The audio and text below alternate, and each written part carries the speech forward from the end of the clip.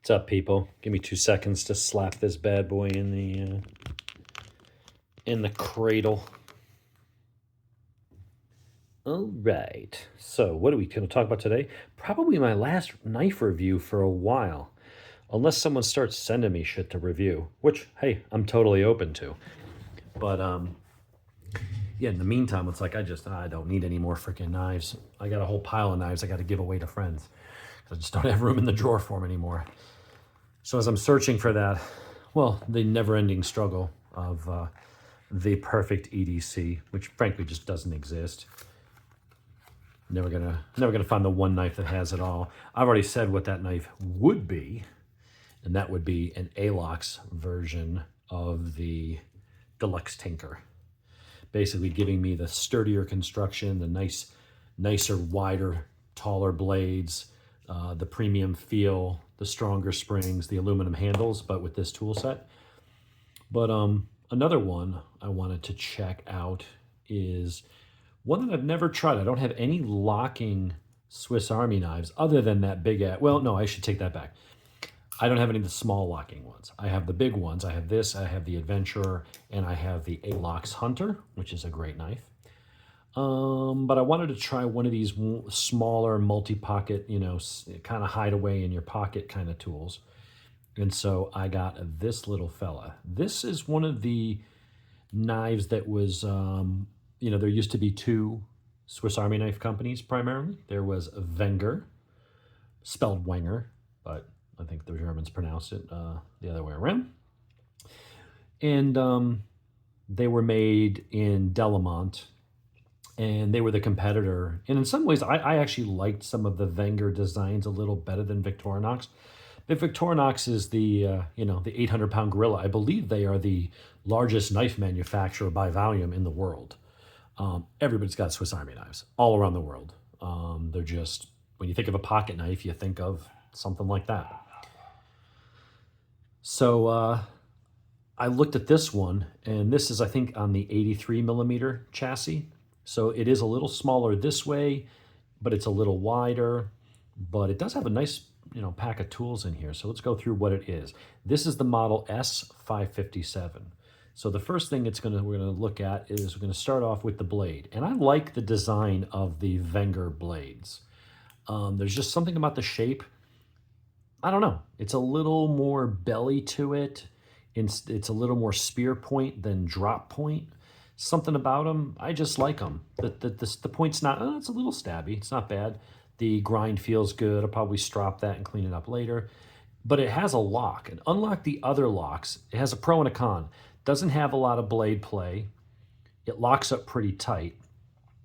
And if you're holding the knife like this, it's good. The problem is if you grip it here, well, actually, that's not depressing it. You got to really kind of try to depress that enough to where it wants to lock. So being that these things are all bumped out, I saw this and I'm like, oh, I wonder how that's going to work.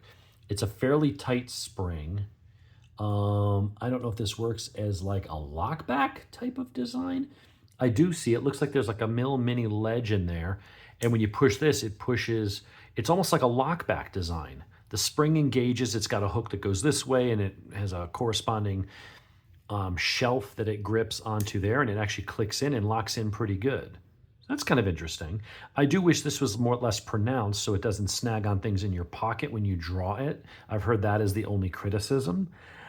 But at the same time, I don't know how else you would have that there because it's not a flat surface. It's not like this where it's straight across. When the blade's open and out of the way, there's no obstructions and you can just have a slim kind of very low profile. This has to clear these other tools so that you can actually get in there and push it.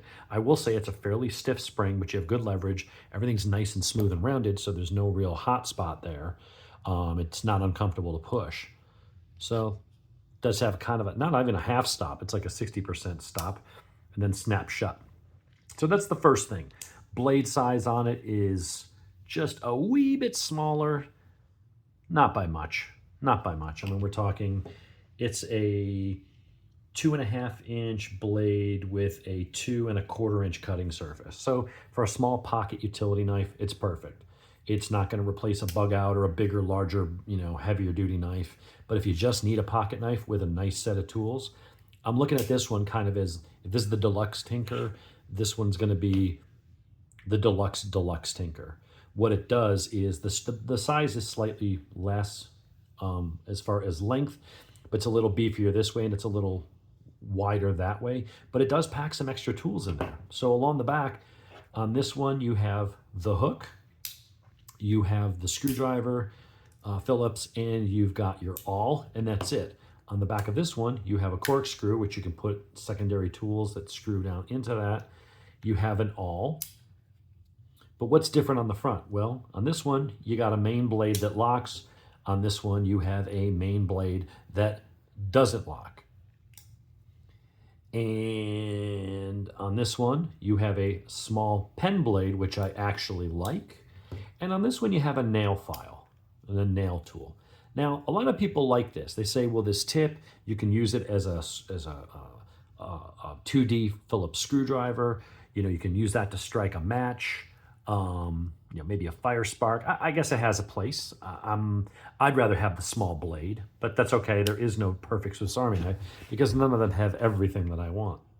What this one does also have is your 3D screwdriver is on the front. It's inline, and it snaps really securely into place. And I believe when you push on it, it kind of locks in. That's what I remember reading.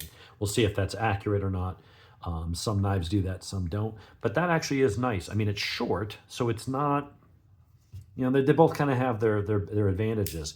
This one has it on the back, so it makes it harder to get into tight places. But if it isn't in a tight place and you need to really torque on something or something's really tight, you get that extra torque of being able to grab it in a T-handle. So it's kind of up to you. It probably depends on what you're using on any given day to say if one's better than the other. But a lot of people do prefer the inline. I wouldn't mind it if it was a little longer, but it is there, and that has a really strong action to it. On this one, you also have a set of a pair of scissors. So about the same size, maybe a tiny bit smaller. They're pretty much the same size. Instead of using this spring here, I kind of like this better, using the thicker metal spring. I feel like this one's easier to wear out or bend. Now you can replace them. You can push that out with a punch and put a new one in there. But I don't know, this one does seem a little bit smoother, and it does seem a little bit nicer. We'll see how it holds up over time. It's a tiny bit smaller, but not really much. I mean, it's like 95% of the size, but it's a nice little tool to have on there. This one has a set of pliers on the Deluxe Tinker. This also has a set of pliers. However, this one uses, that was sneeze, hold on. Damn, pardon me. This one has that kind of flimsy spring again, which it's okay.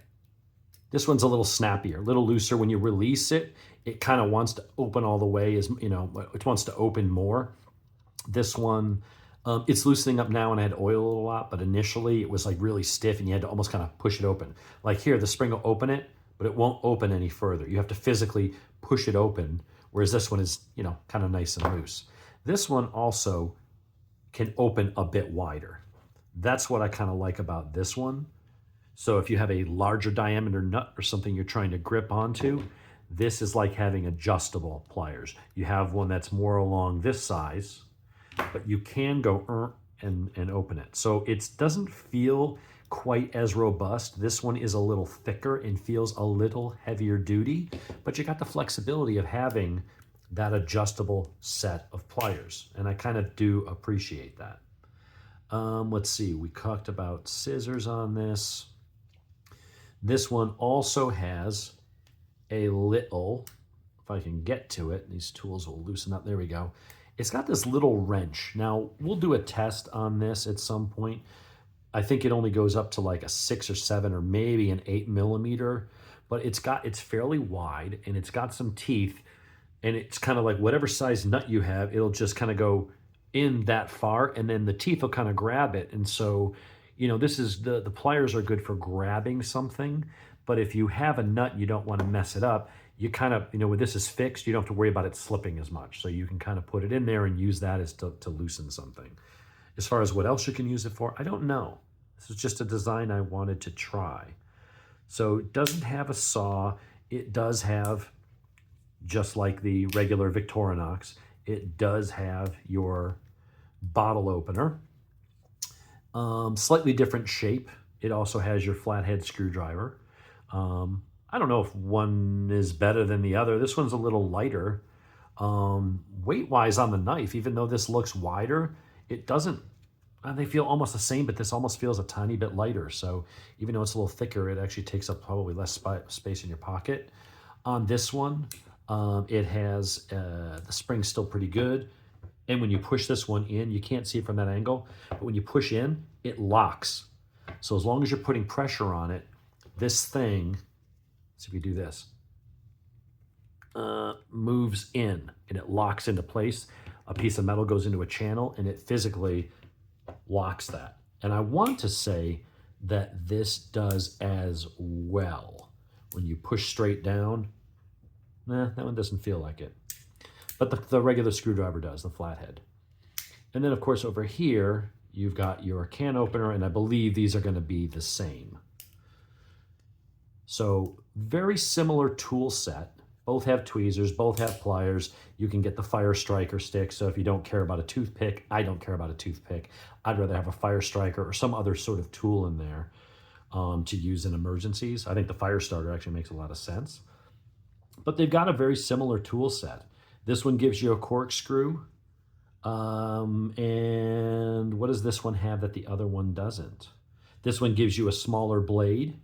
So you do have a backup blade for maybe finer cuts or something like that. But this one gives you a file. You know, you can use it as a nail file, use it as another type of screwdriver or something if you needed to. It's not really thick metal, so it does have a bit of flex to it. Most of the tools here are roughly around the same thickness. The Victorinox, you know, the more classic Deluxe Tinker might be a little more stout. They're all using aluminum in the back spacers. But for a little tiny pocket tool that just kind of slide in there, I mean, it's kind of a toss-up. If I say, well, which one do I like better? I don't know. I mean, this one does, the pliers feel a little more substantial, but the action's not as good and you have to physically force them open, and it only opens so wide, and it doesn't have that sort of a slipping joint that lets you open it up a little wider. I do kind of appreciate that. I do kind of like the springs being not those little flimsy ones. So they both have their pluses here. I'm going to carry this one for a week and see how I like it in my pocket. Despite it being fatter, it is a little smaller. It does feel a little lighter. Like that's going to sit down in the bottom of my pocket. It's not like I'm carrying around my Hercules, you know? But this is a nice set of tools. I think between the two of these small non-A-locks, you know, if you're going for the big boy, Hercules is where it's at. You've got a saw, you got Phillips screwdrivers, 2 sizes, you got pliers, scissors, you got a big locking blade. If you want to carry a big honking knife in your pocket that's ready for anything, Hercules, no question. I don't know of any other Victorinox knife that I would carry beyond that. It's just big enough, but not being quite too big like the Super Champ or whatever it is, where it's just kind of a novelty. Like this is big, a little clunky, but it's big and useful, and I can justify that in my pocket if I'm not dressed, you know, really nice where, you know, it shows in an awkward way. But I think the only thing this really has going for it beyond this is it does have that metal hook. But other than that, they're similar size, similar tool sets. You pick up the hook. It's a tiny bit longer. And you got the secondary blade. Here you got the inline Phillips, which is nice. You got the locking flathead screwdriver. You have a locking blade and a corkscrew. And the pliers are adjustable, which is can make a difference. Tough call though. Like these are both really nice little tools. I think if you just have to go by the sheer number of tools, and again, I could go get a Swiss. I mean, there are other knives like this that I could get a saw or I could get more layers on here. But if you're trying, I'm trying to keep it to a certain point. How many useful, legitimately useful tools can I pack into something this small that fits right in the palm of your hand? I consider that small and concealable, even if it's not as thin as the Action One or Model One or whatever this one's called. That's a nice little super slim, discreet EDC slip joint, probably one of my favorites. But when you're in this mid-size, I of all the ones I've looked at, I feel like these two are the best. The only way these could be better would be if they had a saw on it as well. I've got one on this, but that's a big-ass knife. If I could get a saw without adding a whole bunch of other stuff to where it's really making this wide and awkward to hold, because that's the thing. Right about here is about as wide as I'd want it to hold and cut comfortably. This little guy is as wide as the Hercules. It's just a lot longer and it's half the weight, if that. So this is pretty impressive. Pretty impressive for what it is. So I'm going to carry that around for a couple days in my pocket, see how often I use it, see which tools come up more than others, but that's a nice one. This is the S557. This is owned by Victorinox now, but it does have elements carried over, and this is made in a different factory. This is made in their Deluxe factory, which is the old Wenger plant. But the scales are, you know, they're nice and ergonomic. They've got decent traction, even though they're smooth. For some reason, there's like some grip there. And my hands are oily from handling the new knife. It's not bad. I like my beast. But these are what's in my pocket most these days. Something in the middle. This, a Farmer X A-Lox. But these little pliers have really sold me on these mid-size ones. I am finding myself using pliers and little things when I need to grab something, pry something, bend something. Oh, there's a wire cutter there. So if you have a wire you want to put through there, snip. Very, very cool. Oh, right there, crimp. If you need to crimp something, you can grab that and, you know, crimp a connector or something like that. I don't think this one has that. Yeah, it does. There it does. And actually, I would say, all right, so from a crimping, I don't know. I mean, you might get enough leverage to do it there, but I feel here, because it's so close to the pivot and you got this long arm here, I feel like this one probably has the better, and it's probably maybe easier to fit wires up here and not be crammed in down here. This is a really hard choice to make. Like there's some definite advantages to both sets of pliers and both knives. I love the extra blade on this one. I like that little tiny pen knife if I just need to do a precise cut, had to do something. It's nice, just put your finger on it, you just got that itty bitty blade. But I can see where a nail file or that ability to light a match or something, I can see where that could come in handy too. Tough call, folks. Tough call, folks. Really. That locking blade, though, is really, if you want the locking blade with a Swiss Army knife, you typically got to step up to one of these big fat boys. You can get slimmer ones, but they're going to be that full size. That's a big knife. When you pull that out, like that's a big pocket knife. That, even though it looks like a Swiss Army knife and it's still a tool, some people are going to look at that and be like, that's kind of big. That's going to get some attention. That's going to be a little bit more weaponish as opposed to, it's kind of thick, but, you know, hey, it's just a Swiss Army knife. Everybody's got one of those. It's a perception thing. People just don't see these and think much of them. They're all around the world. You can go into any country and someone's got a Swiss Army knife. So anyway, hope you enjoyed. This is the Deluxe series S557. We'll put a link to it, but it's a dainty little knife. It's pretty damn small. I mean, you see, I just hold it at my fingertips. It's not that big. It's a little wide, but you got a lot of useful tools that you could use in your daily life. And then when you're done, crack open a bottle of Chardonnay. Nice. Anyway, we'll talk to everybody later.